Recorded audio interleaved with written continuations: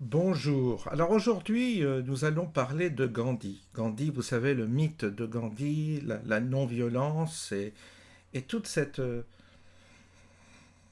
population New Age, je dirais, qui se réclame de la non-violence de Gandhi et on a été bercé par cette argumentation-là en disant que la non-violence était la solution à tout problème.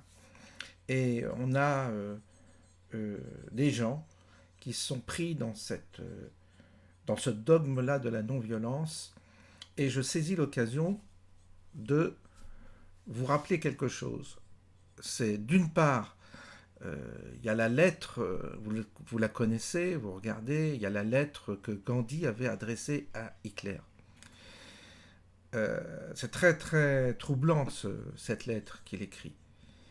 Et je vais vous la lire d'ailleurs, et je la mettrai en description. Mon cher ami, dit-il à Hitler, des amis m'ont encouragé à vous écrire pour le bien de l'humanité. J'ai résisté à leur requête, pensant qu'une lettre de ma part serait une impertinence. Mais quelque chose me dit que je ne dois pas faire de calcul et que je dois faire cet appel, quel qu'en soit le prix. Il est assez clair que vous êtes aujourd'hui la seule personne au monde qui puisse empêcher le déclenchement d'une guerre pouvant réduire l'humanité à l'état sauvage. Devez-vous payer ce prix pour atteindre votre objectif, aussi précieux vous semble-t-il? Écouterez-vous l'appel d'un homme qui a délibérément évité la solution de la guerre, non sans un certain succès? Je sollicite néanmoins votre pardon au cas où j'aurais commis une erreur en vous écrivant. Je reste votre ami sincère, Gandhi.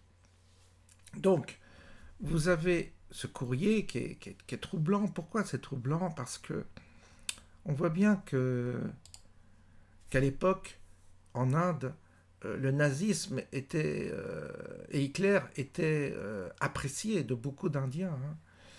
Et donc, quand j'ai lu le livre là, sur Sri Aurobindo, 12 années avec Sri Aurobindo de Nirodharan, j'espère que je le prononce bien, donc je suis plongé parce que ça m'intéresse de connaître le contexte, d'avoir un témoignage de la vie quotidienne de Sri Aurobindo dans l'ashram, de la mer, celle qu'on appelle la mer, etc. D'avoir simplement des détails du quotidien de ces gourous qui avaient beaucoup d'influence à l'époque.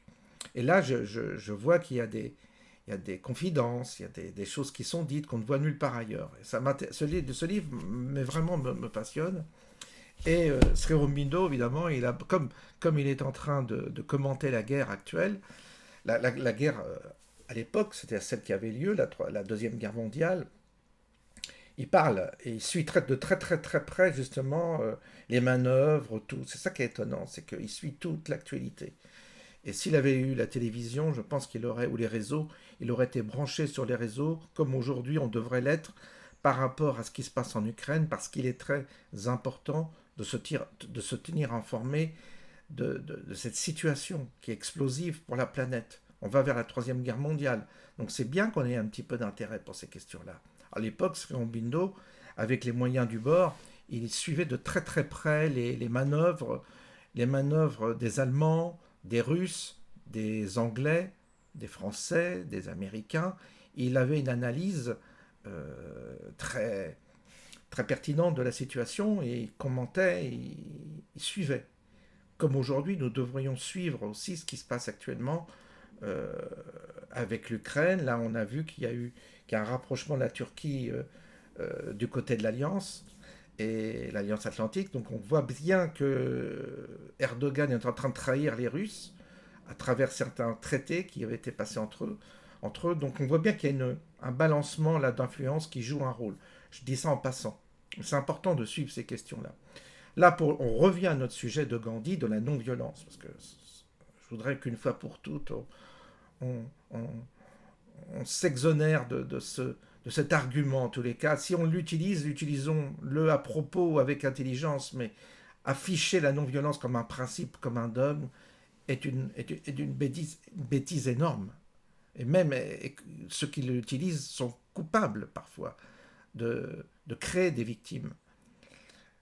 Donc voilà ce que dit Sri Aurobindo à ce propos. Alors il parle, je vais vous le lire le passage parce que ça vaut la peine. Alors il met comme ça, cependant, il y eut des gens pour rêver d'attendrir le cœur de Hitler par la non-violence. Il s'agit de Gandhi. Sri Aurobindo remarqua que son cœur ne pouvait s'attendrir que d'une seule manière, en le bombardant à mort. Parlant de la non-violence, Sri Aurobindo nous dit dans un entretien du 28 octobre 1940. En Pologne, Gandhi a été battu en non-violence. Les Polonais, donc il s'agit des Juifs, ont adopté la non-violence contre les nazis et savez-vous le résultat? Point d'interrogation, c'est ce que je vous avais dit. Une dame polonaise, amie de Ravindra, un disciple, a écrit à Gandhi ce que l'oppression allemande avait apporté aux gens non violents. Nous y sommes. Elle cite 3 ou 4 exemples. En voici 2. Environ 300 écoliers refusèrent de saluer Hitler. Le résultat, ils furent emmenés devant leurs parents et abattus en leur présence. Et quelques écolières furent emmenées dans les casernes des soldats et malmenées jusqu'à la mort. Tel est le fruit de la non-violence face au nazisme. J'espère que Gandhi ne souhaite pas que tout cela arrive en Inde. Mais peut-être dira-t-il que les Polonais, avec une pointe d'ironie, n'avaient pas d'amour dans leur cœur pour les Allemands. Alors que le monde entier était ébloui par les victoires de Hitler et le tenait pour un grand Alexandre et Napoléon, alors que d'autres gémissaient sur les roues de fer de sa machine de guerre, que d'autres encore espéraient changer son cœur par la non-violence, Sri Aurobindo n'eut jamais, ne serait-ce qu'un instant, le moindre doute au sujet de Hitler. Voilà. Donc, je voulais vous citer ce passage. Après, on peut faire plusieurs interprétations de la question du nazisme, de l'Inde, de l'Angleterre, parce que, effectivement, le nazisme a été chassé, poursuivi, Hitler a été vaincu, le peuple allemand a été vaincu, mais ça n'a pas empêché les bombes d'Hiroshima, de Nagasaki, ça n'a pas empêché le massacre de foules innocentes par les États-Unis, ça n'a pas empêché l'eugénisme, les expériences, ça n'a pas empêché le pic-pic, ça n'a pas empêché qu'être un programme très... Évidemment, je ne vais pas prononcer le nom parce que je vais peut-être être censuré, mais vous voyez, ce que je veux dire, c'est qu'en fait, l'horreur est arrivée, en fait. Le wokisme, tout ça. Donc, ouais, ok, on a stoppé Hitler, mais ce que j'ai envie de dire, qu'est-ce qui est arrivé après? Le matérialisme, le capitalisme, qu'est-ce qu'il a produit? Qu'est-ce qu'il a produit comme horreur dans le monde aussi? Il ne faut pas l'oublier non plus. Et cette troisième guerre mondiale vers laquelle nous allons, c'est le résultat de quoi? De la dernière guerre mondiale, d'une certaine manière. Donc vous voyez bien que les choses sont complexes, compliquées. Le discernement dans ce domaine-là est tellement complexe que j'ai pas les capacités, pour l'instant, d'y voir assez clair pour en tirer des conclusions. Mais je me réserve le droit d'être vigilant par rapport aux interprétations de toute cette période-là. Et, en l'occurrence, pour parler de la non-violence, et c'est quand même de cela dont on parle aujourd'hui, eh bien, il y a fatalement une bêtise dans la non-violence, une mauvaise foi dans la non-violence. Pour moi, c'est un prétexte de lâcheté, et donc, pour moi, c'est de la sauce à la New Age qu'on a distribuée aux Occidentaux pour les affaiblir. Voilà ma théorie sur cette fameuse non-violence prônée par Gandhi, qui a été récupérée par l'Occident, bien entendu, et plus ou moins encouragée pour affaiblir l'homme occidental face à peut-être à un autre danger qui vient ou qui va venir, et vis-à-vis duquel il faudra peut-être user des armes et autres que la non-violence. Je vous souhaite une bonne journée et je vous dis à bientôt.